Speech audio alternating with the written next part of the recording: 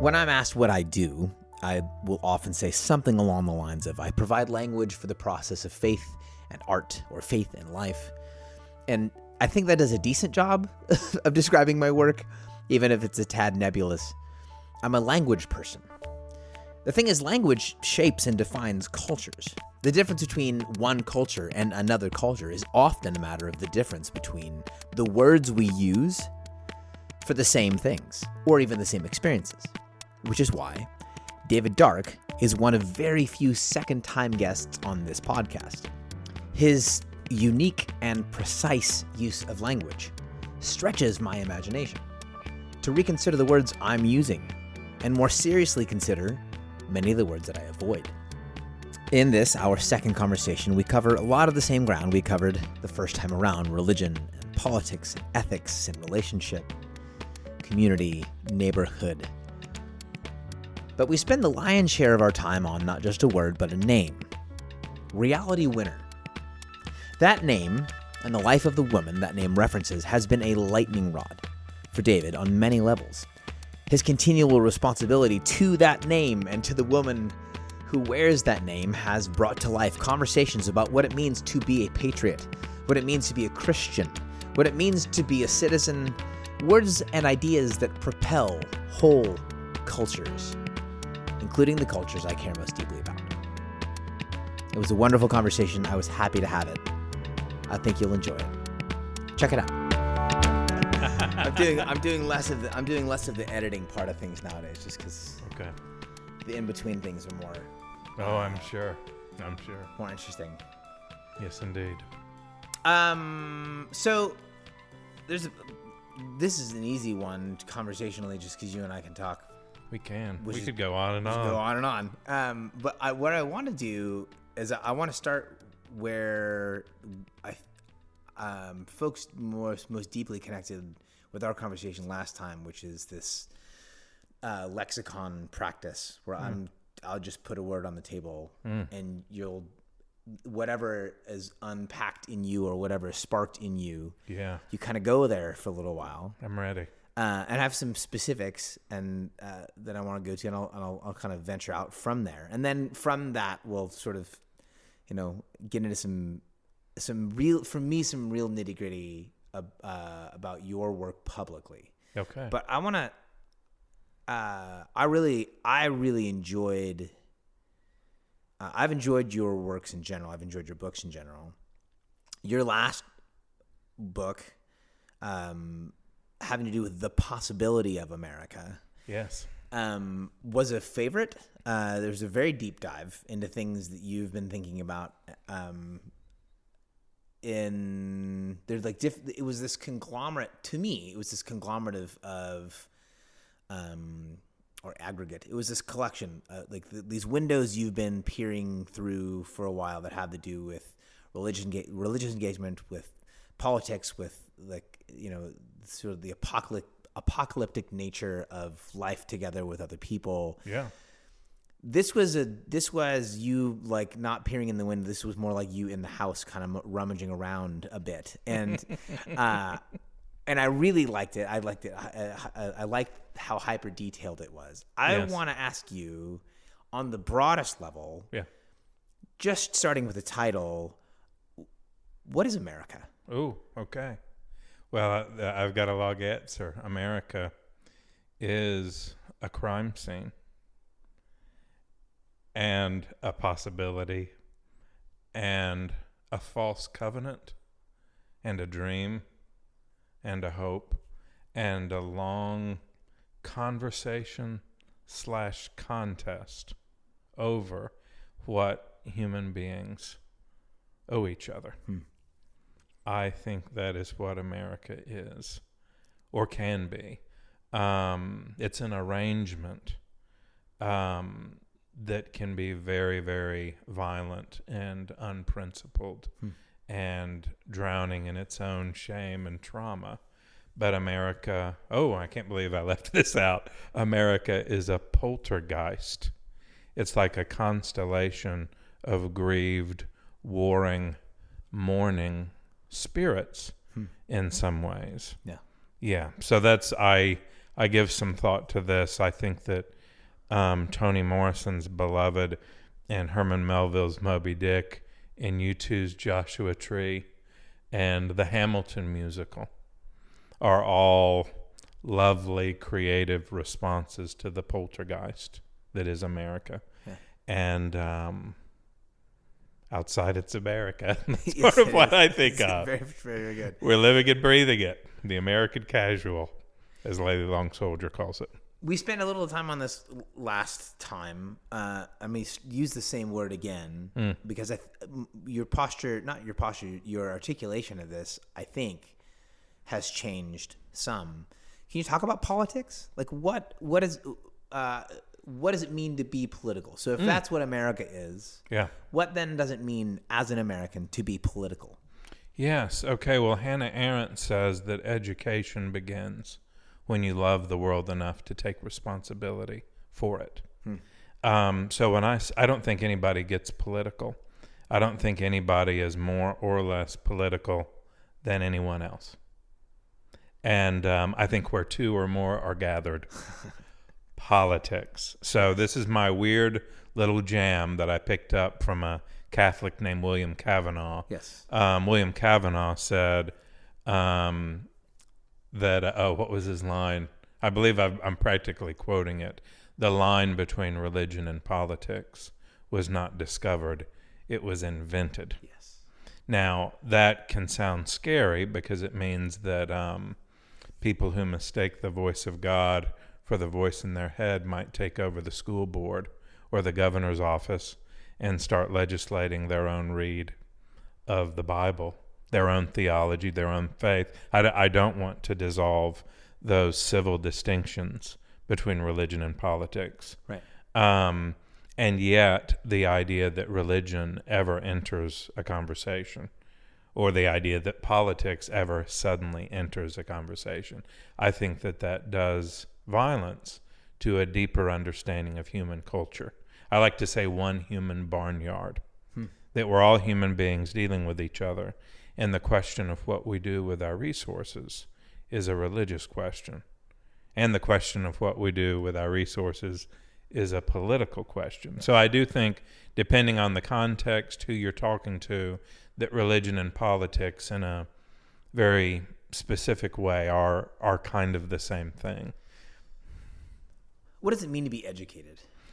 To be educated is to be fully situated. Well, it's like America, it's a possibility. I happen to have the credential of a PhD, but I would not say that I'm educated. It is never over.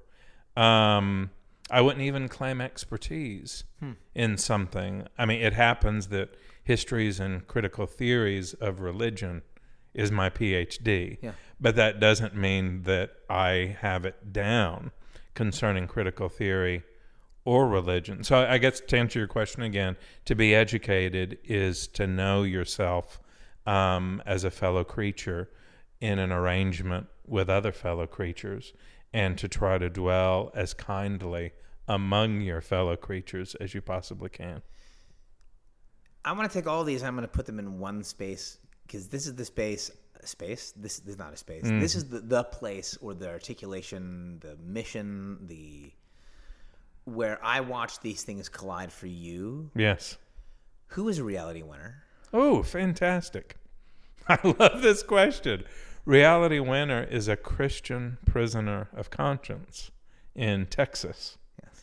And she's been in jail. We're approaching the 4th year of her incarceration. And it gets complicated because she's former military. She was part of the drone program. Yes. And if you are part of the drone program, you are kind of like a walking state secret. This is going to get really dark really quick, but if you are a member of the military who took your own life, you are also something of a state secret. These statistics are available to us. Yes. But there is lots of psychic and literal trauma going on within military culture. So reality winner with this Kurt Vonnegut sounding name was part of the drone program, and then she was an intelligence analyst, and then she leaked material to The Intercept news organization, which showed, and was later used in a Senate investigation, that Russia had tried to tamper with voting machines. Yes. She was picked up within hours of leaking the material, and she has essentially been gagged and hidden away for almost 4 years. Yes. I spend a lot of time thinking about her because I spend a lot of time thinking about conflict avoidance and what conflict avoidance costs us. Sometimes I think that power is nothing more than plausible deniability. Donald Trump did not want to talk about her. Barack Obama isn't talking about her. No. Joe Biden isn't talking about her. Dan Rather isn't talking about her. Oprah Winfrey and Bruce Springsteen aren't talking about her either. I have corresponded with her. I'm in communication with her mother. Yes. And I'm part of a group of folks who are trying to lift her wild and precious life into public awareness so that she can go home and tell her story. It also happens that her Bible was taken from her. I remember this. It was eventually, through a money order, her mother got that Bible. But for the United States government to take a Bible from someone, and for Franklin Graham to not care, and for Russell Moore to not care, Yes. and for Tim Keller to not care, it's like all these folks who make big bucks talking God, country, religious liberty, Bible. They seem to miss this one. They not only did they miss it, but I've been blocked by people by asking them to acknowledge her existence. Yes. Fun thing on Twitter, I gave Beth Moore a hard time for a long time, and eventually she hashtagged free reality winner, which was lovely. It's funny, but it's also, Yes. I was persistent. Yes. And that's the thing. I think everybody who lets themselves know about her, they know that she's fallen through the cracks Yes. of America's dueling hypocrisy. And through some very specific cracks. That's right. We were talking offline just a moment ago. We were talking before the machine started recording us. We were talking about storytelling and this notion that everyone's story should be told. Yes. Reality Winner is a one whose Yes. story should be told. Yes. There is something particular about this. The list of people that you just handed out, from Barack Obama Yeah. to Russell Moore Yes. to Franklin Graham, are all people who, is it fair to say, are exposed in some way by her story? Why is her story of particular importance? Not the one story, and I think we might align on this. I'm not necessarily saying that a story is generally or intrinsically more important overall, but there Sure. are moments Yes. culturally Yes. in which there is a particular story embodied in a particular life that does particular things in that time. It's sort of like Eugene Peterson's notion of church, that is a particular people Yes. in a particular place at a particular time. Yes. This story, her story right now, does something important. Can you talk about why it's important and why it's two things? Why is this important? Yeah. And why is it so easy to miss? Like, why is this not Yes. being, if it is this kind of important, why is it so easy to miss and dismiss? Yes. Well, I worry. Cancel culture is a couple words, like critical race theory is 3 words Yes. that people are getting really worked up about. Yes. And I think it does have to do with this anxiety of being unheard and unseen, even in response to the Black Lives Matter movement. Sometimes when I go really deep with people who are upset with me, Right. for saying Black Lives Matter, they'll bring up stories of trauma of, say, white people who have been killed and said, why isn't anyone out in the streets protesting about that? To which, if I can keep it going, Yeah. I can say, well, because they probably weren't killed by law enforcement. You know, the people who are called law enforcement, who we have given a great amount of public trust to, Yes. in terms of the right to shove us around and detain us and lock us up and that kind of thing. I'm going to keep going back to the reality thing. I think that reality, as a young white woman who did all the things in terms of joining the military and community work, like she checks all of the boxes. Yes. Christian military service.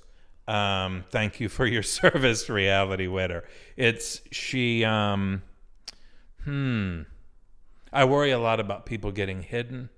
I worry a lot about people getting overlooked. I even worry about people who make a lot of money as one version of themselves and who then get discounted later because all we want to know is the dumb thing they did in 1997 or something like that. So I think I do have a weird passion, obsession over whatever it is I feel like folks are unwilling to talk about or look at. There's a bit of a looking at yourself in the mirror thing here with her. Yes. That it's one thing to say, I don't understand queer culture. Yes. And so I can't care about that That's right. as deeply or as effectively or as wisely. And that's probably wisdom in some way. Yeah.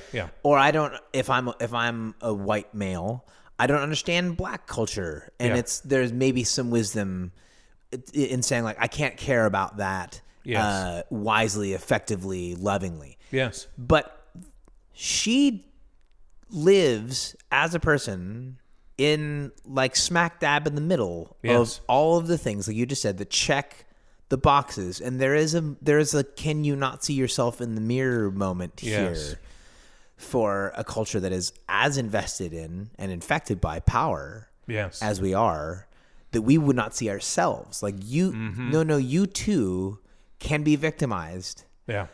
Can be run over and then be hidden. That's right. By the power structure that Lock you them think up, throw away the key. That you think benefits you.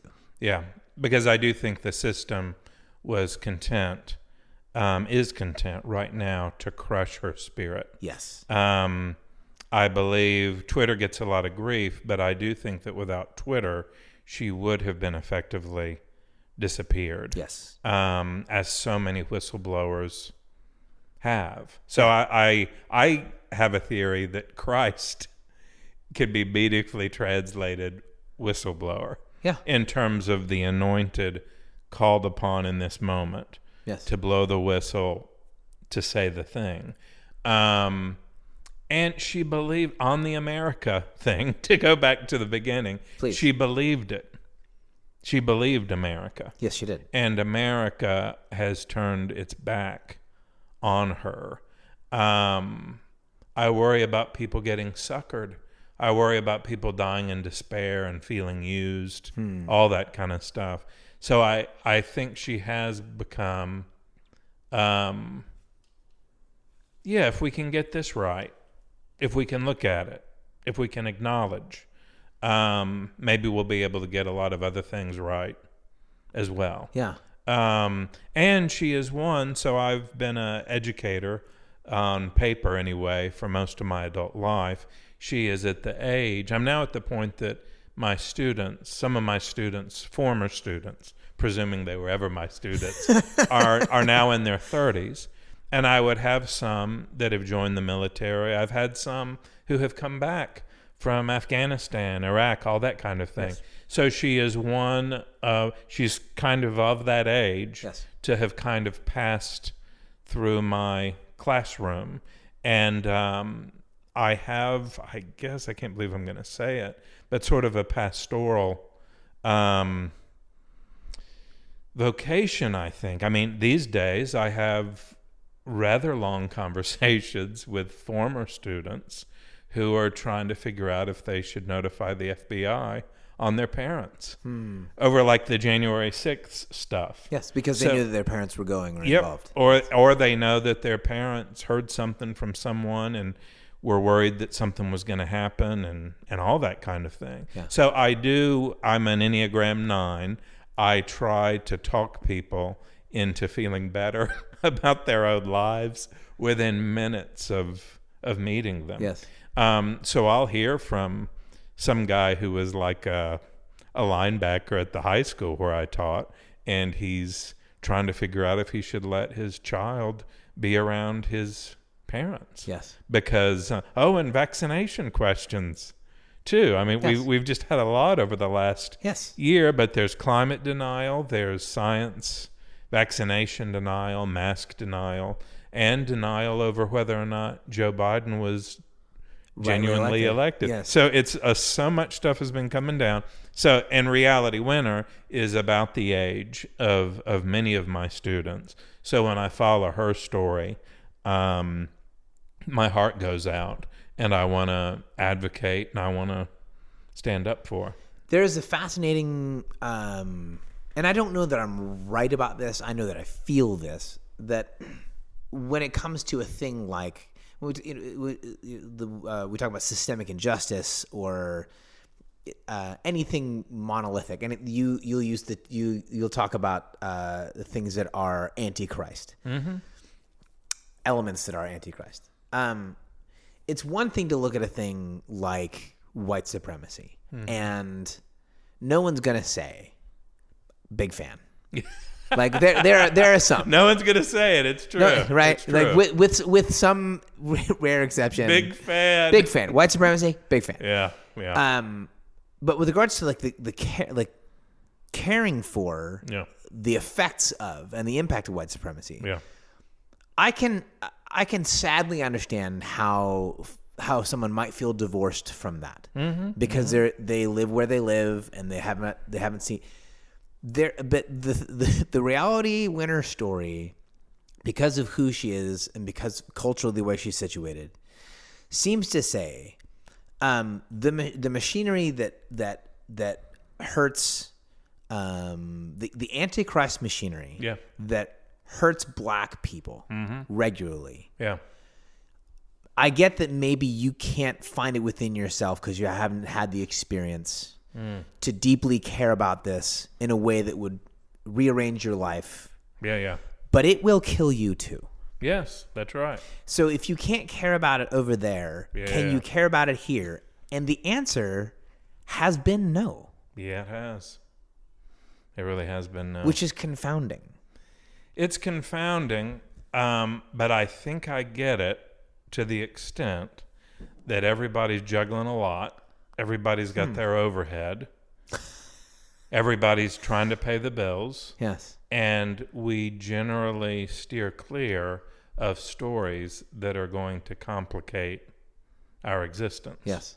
And so I believe that Tim Keller and Russell Moore and all these folks have seen me place hashtag free reality winner over their generalizations, their proverbs, all that kind of thing. Yes. But I think they know that if they it isn't just advocating for her. No. It is acknowledging her at all. That's where that if this platitude is to be true, should it not be true specifically right here? And if it's not true specifically right here, then what does it mean for that to be true? Yes. And so they don't want to get pulled into that. I mean, like, I know the posture of folks if I'm trying to get someone to call for the governor to not electrocute somebody. Yes. Or like I'm going into a place of specificity that challenges the idea that, oh yeah, we're all so polarized, and that there's what I sometimes refer to as the beyondist personality, which is where I offer myself as the middle ground between two the both sides move. Yes. Ah, yes, but Nancy Pelosi. Ah, yes, but that kind of thing. But Reality Winner doesn't work on the both. No. It breaks the both sides thing down. Which is why your initial list of complicit parties is so important. I think so, and I want to go easy. I don't want to fall, because I think that accusation is the Satan, and I know that Satan can't cast out Satan. Like, I don't want to be accusing people, but I am noting that there are some big names of folks who posit themselves as a solution to the partisan divide by doing op-eds or podcasts or whatever about how polarized everyone is, and I'm the reasonable person, and they can't touch Reality Winner. Yes. Any more than they can touch I hope this doesn't mess things up, but I know you're game for it. Do you know who Mordecai Vanunu is? I do. Unbelievable. Of course Yes. you know who Mordecai Vanunu is. So Mordecai Vanunu is, I hesitate to even say this, he's Jewish, but he's a Messianic Jew. Yes. And he blew the whistle on Israel's nuclear program.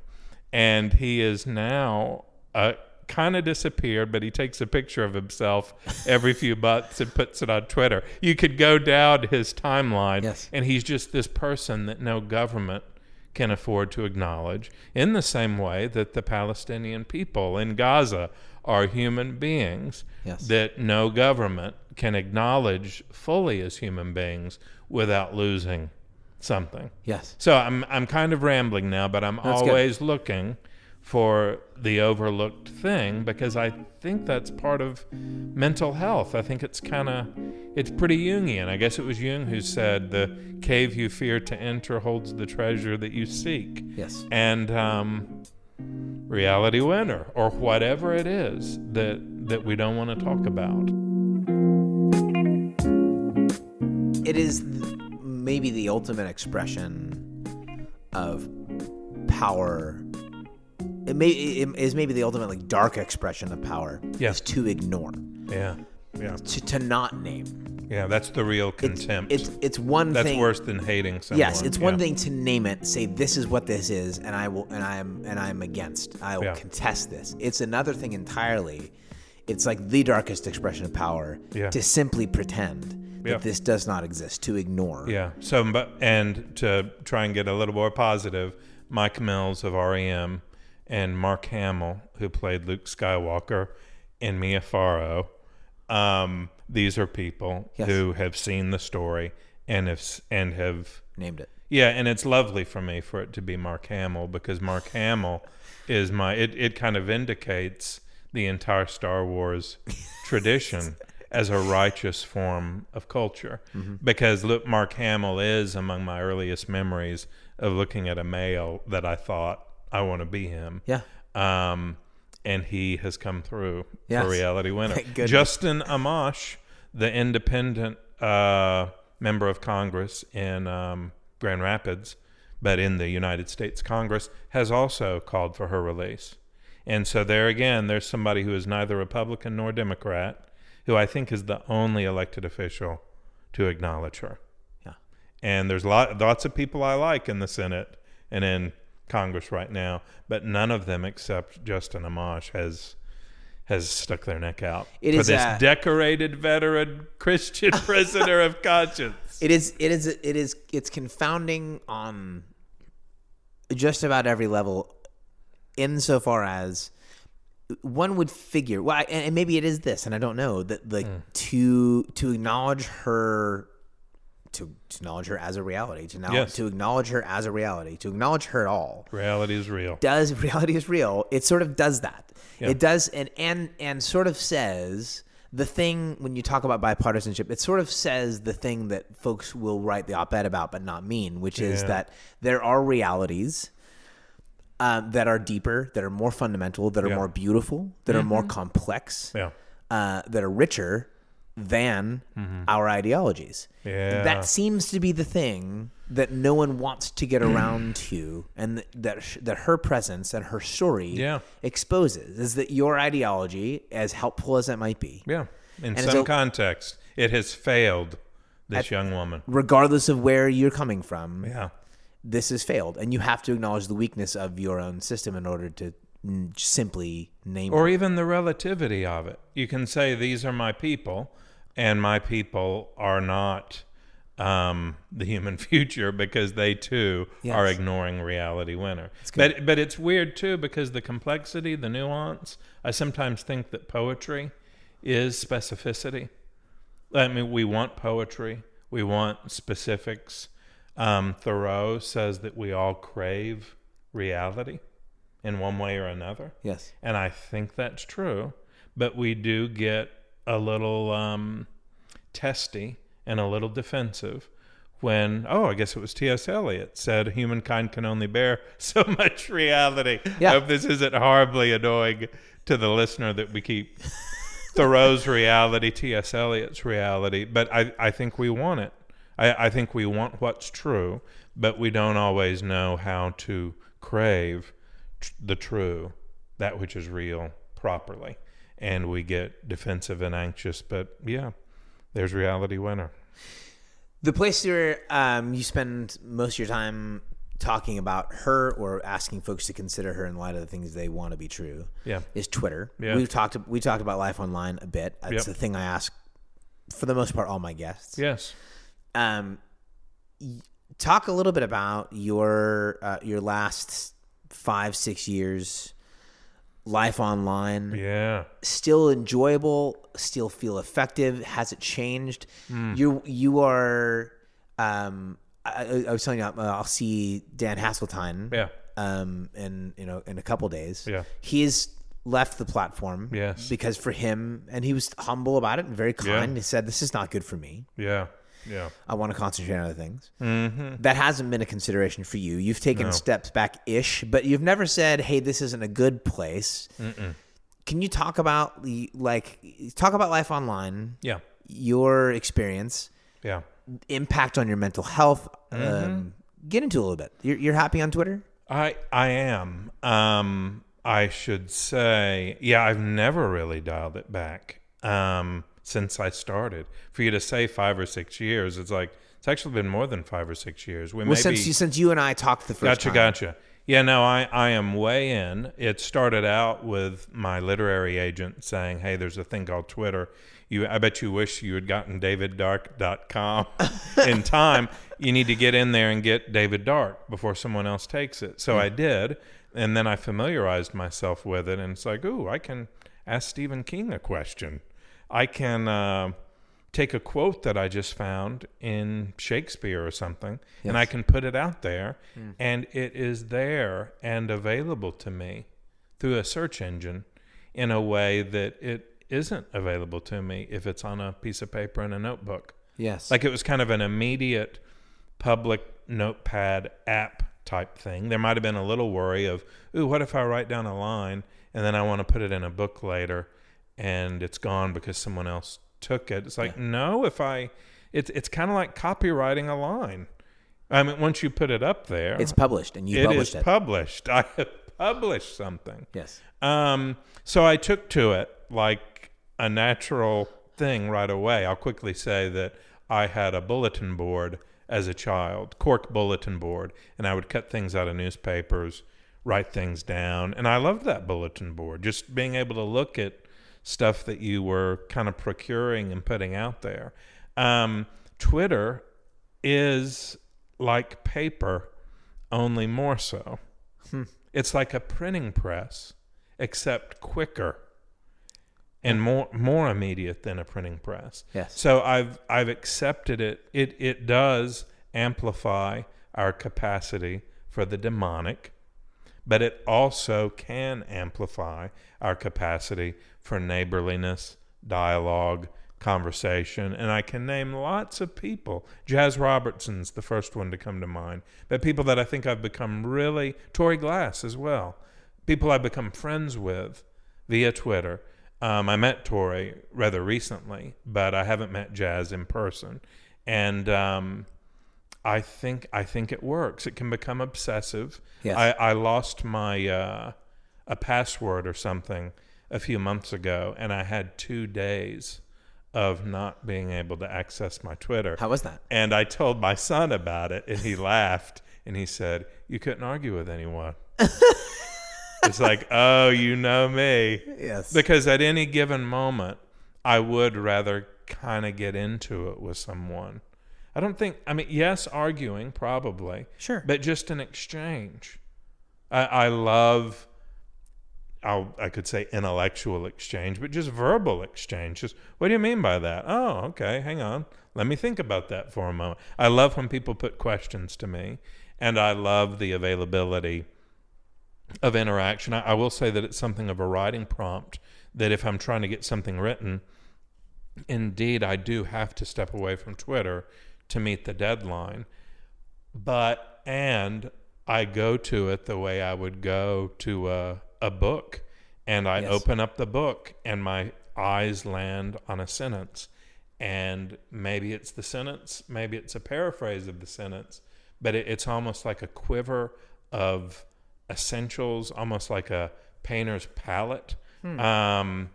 And the seeming randomness of it is kind of lovely too, because I'm always looking for a distraction that can kind of pull me away from a moment of boredom long enough to want to go back. So there is some obsessive compulsion for sure and insofar as that's true, yeah.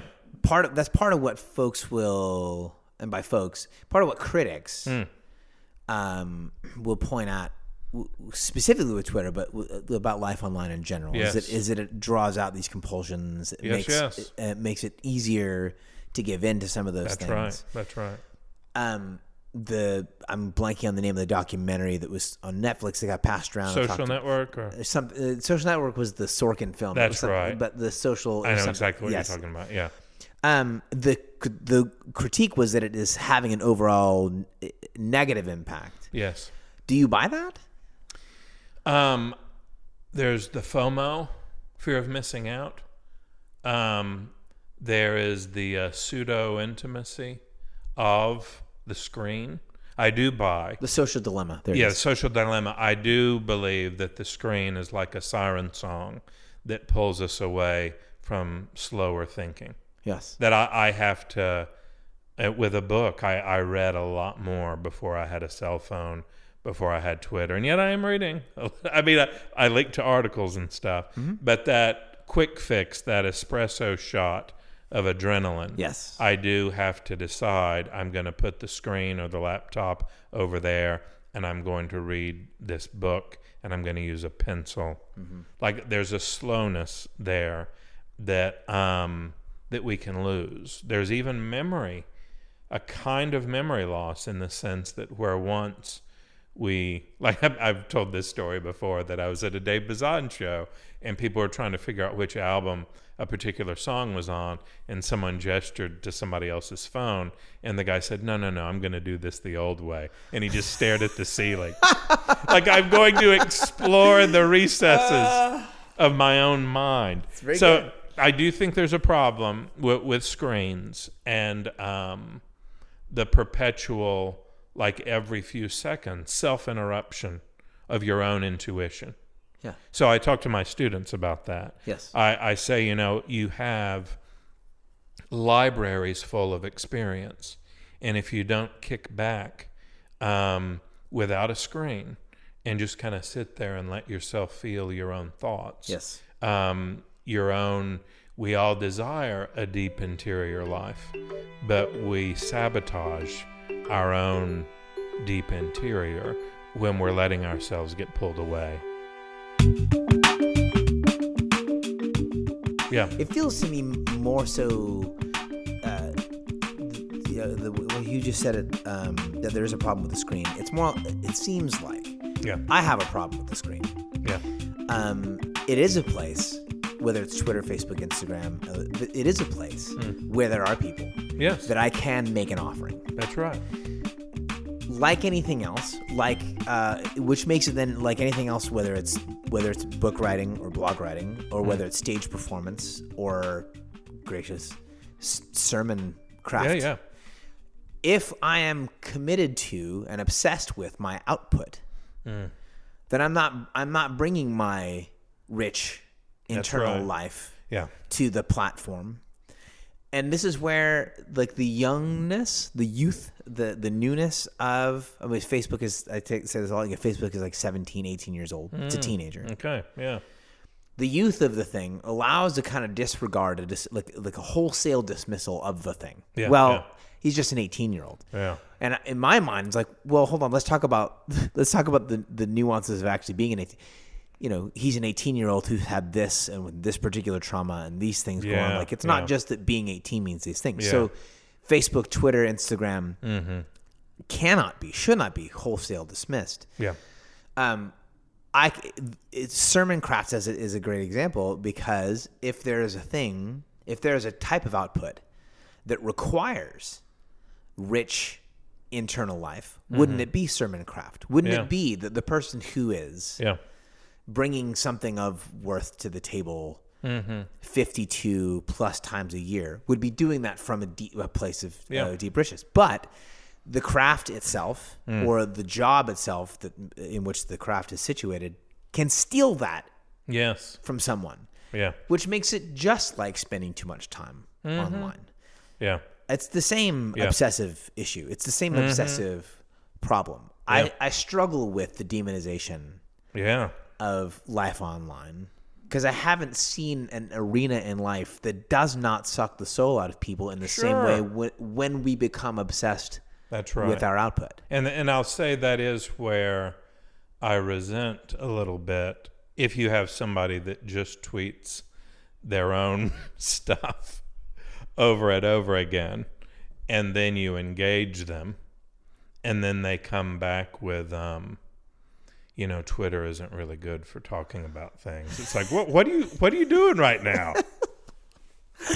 But that's a weird flex. Are you suggesting that the words that I just offered in response to your words are somehow lesser because this happened on Twitter? Well, and the thing, the moment there, and I understand the difficulty of the confession, I think what is being expressed in the moment is that if I say that, what I'm saying is that I am not good at this. Yeah. That's what I'm actually saying. Ooh. I'm saying I'm not. Yeah. But instead of saying I'm not good at this, I say this place is not good. It's bad. This is why, I'm not just pushing the book to push the book. This is why I will leave a copy on your doorstep before I leave town. But this is why my most recent effort is pushing back against the "it is what it is" notion. Yeah. Because it is what the book is called. It is what you make of it. The whole coming up against something like Twitter. Being in a place and then deciding that what's wrong here is the platform, as opposed to why don't you simply say you're not good at this? Yeah, this is not a good place. Is a different thing than saying I'm not comfortable here. I'm not comfortable here, or I'm not good here. Yeah, like coming up against white supremacy. Yeah. And saying it is what it is. America has a race problem. Yeah, and it is this way, and always has been, etc. Instead of saying, I feel powerless here. Yeah. Make the personal confession. Yeah. And then do the work on the other side of that, as opposed to simply saying, Twitter sucks. Yeah. Now that's the weird one. Twitter's a dumpster fire. It's to me, that is like blaming paper for that which is written on it. Yes. Or blaming Facebook because you lost control in an exchange with a relative. It's you want to say Facebook shouldn't exist? That it's too much? Yes. But Facebook didn't make you do that. No. Twitter did not make you promote yourself over and over again with one aphorism after another. And then someone questioned your aphorism. And then a bunch of people questioned your aphorism. And then you wrote an essay saying, well, the Twitter mob came after me again. It's no, those are human beings. No. What do you... If we're did you take a moment to consider what they were saying? That's right. If there were that many of them, that's right. Maybe there's something to it. Well, it. That's the Jacques Ellul who said, French sociologist who said that a computer is not a companion, it's a vampire. And that was kind of it's a provocative thing to say, but he was noting that the technology is a tool that will use you if you don't use it with care. But he famously said that propaganda ends where dialogue begins. Yes. And that's one that I've often offered on Twitter, because there are folks who weigh in, but they are not accustomed to being questioned by other people. Correct. And Twitter is an avenue to say, I think you're full of it right now. Yes. And people get cagey. I feel like it's almost as if, because what you have access to on Twitter or Facebook, less so with Instagram to some degree, just because of the nature of the platform. But what you have access to are other people. That's what you're engaging with. Yeah. So it would be much like if you literally went out every night. Yeah. To the same set of streets with the same set of bars and restaurants. Yeah. And had the same conversations over and over again. Yes, you would be questioned. If you brought your ideology and your agenda to the you table, repeated the same thing over and over again. You would. It's like, you you're would boring, dude. You said this yesterday. Yes, that's not the platform. That's you. Oh, that's funny. In a space. That's a helpful image. It is a neighborhood. It is a neighborhood. Twitter's many neighborhoods, but my followers, the people that are following me, like the little universe, it is a neighborhood. Yeah. It's just that I choose to show up more regularly in this neighborhood than I do the proximate neighborhood around. Well, I think a weird one for me too. I've been in the classroom for most of my adult life. When somebody says something surprising, or when somebody disagrees with me, that's the sunshine. That's like, okay, here we go. This is going to be a good class. I tell my students, the class where 50% of the spoken aloud content is them, 50% or more is them instead of me, that's a good class. Yes. But if I'm talking more than everyone else combined talks, kind of a fail. They may be nice to me, but it's kind of a fail. I think I bring that sensibility to Twitter, and somebody asks me a question and I retweet them and they think, why'd you do that? It's like, because you wanted to be amplified, right? That's why you're here. Like, I assumed that if you typed words in response to me, that you wanted more people to hear it than not. Yes.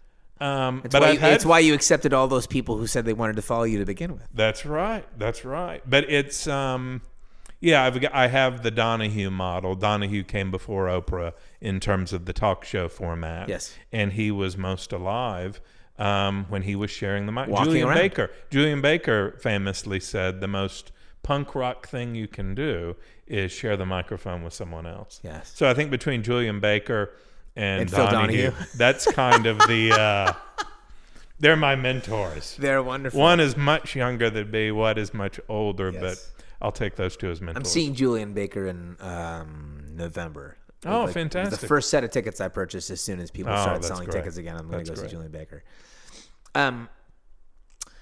Last couple things. Again, I want to go back to that practice and wrap a couple of things up with some reflections on some words, a little bit more lexicon work. You use the phrase Antichrist a lot. Yes. And I think if I'm getting this right, I'm watching that not necessarily evolve, but maybe expand in your application. Yeah. What is Antichrist? What does it mean for something to be Antichrist? Yes. Okay. Well, I want to go right to spirit of Antichrist because I don't think a person is ever Antichrist. Excellent. But I think the spirit of Antichrist is a deeply mistaken sense of a presence of God. I like to say somewhat provocatively that marketed Christianity is Antichrist. So that doesn't mean that everything that has been marketed as Christian is harmful, but the idea that we credit something as being of God because it was marketed as of God or Christian. Now we're getting into a pushiness, a kind of propaganda monologue that does not accept questions, queries, or differences. So I am drawing from Karl Barth in the Barmen Declaration of the World War II era and the Dutch Reformed Church of South Africa in apartheid South Africa. I believe that both movements, in the case of Nazis, where Barth and Bonhoeffer were trying to say that you can't make the Führer, Adolf Hitler, kind of a co-leader with Jesus, that you are entering in, that it is Antichrist. Nationalism is Antichrist. Hooray for the nation, love of country, awesome. But to make of a nation a kind of transcendent, binding spiritual force is to traffic in Antichrist. And in the South African context, to think that you have a Christian church when you are forbidding interracial marriage in that church, Antichrist. It's no longer a church once a doctrine of segregation is mistaken for Christian. And in our context, I have loved saying, and this is a mouthful, hashtag white supremacist antichrist poltergeist. It's a mouthful, but it names a spirit that I believe my governor, both my senators, and many of our churches here in Tennessee have succumbed to. Yes. It doesn't mean that any of them are antichrist, but in their policies, in their hostility, and most specifically within the last maybe 48 hours, 2 days, my state legislature has banned critical race theory in public schools. I saw that. So I think that decision was an antichrist decision because I think they are mistaking their own fear of the witness of people of color for righteousness. I think they think that they are protecting God and or America or their children from being called racist. But if perfect love casts out fear, fear no thought, fear no fury, fear no sidewalk chalk, fear no human expression. Yes. So I do think that Antichrist is the word that the Christian tradition has given us to name these forms of delusion and oppression. What then is Christ? Christ is, Jesus of Nazareth. When I say that Jesus of Nazareth is the Christ, it's a little bit like saying that Siddhartha is the Buddha. The Buddha is the enlightened one. Yes. I freak my students out when I say that Jesus was a Buddha because they don't want to believe that. It's like if Jesus was enlightened, Jesus was at least a Buddha. It's a title. So the Christ in Hebrew Bible as well as New Testament is the appointed one, the anointed one. And when I think, for instance, of the universal Christ or the Christ in me speaks to the Christ in you, I am doing something a little, got to take it really slow. It's good. But I'm doing something. Okay, let me think about this. I'm going to stay here, but I'm going to segue a little into a thing that I like to say on Twitter. Please. If they're building a library in Arusha, Tanzania, I might say something like, there are so many ways to love God. Yes. And by that, I don't mean that everyone involved in the building of that library believes in God or is Christian. I'm saying, because I believe it, that you can love God without believing in God. Yes. Because I think we love God by loving people. And I almost want to say that every form of real human thoughtfulness, consideration, neighborliness is gospel. So with the Christ, there's Jesus of Nazareth, who I think of as the Christ, who I do think of as the one in whom the fullness of God dwelt. But once I go over to Christ, I'm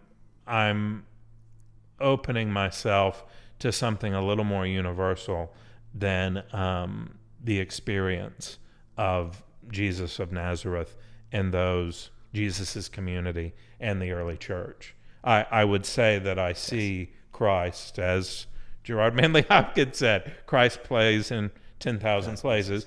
I want to be careful with that, because if I'm talking to my Jewish friends and I talk about seeing Christ in them, that can be a form of abuse. Because my Jewish friends, most of them, don't think that Jesus the rabbi would much like being referred to as the Christ. That it's the last thing that Jesus wanted. But with Christ, as I understand Christ, I am dealing with, or I hope that I'm dealing with, the divine nature at work in everyone who has ever lived. Beautiful. David, thank you for your time.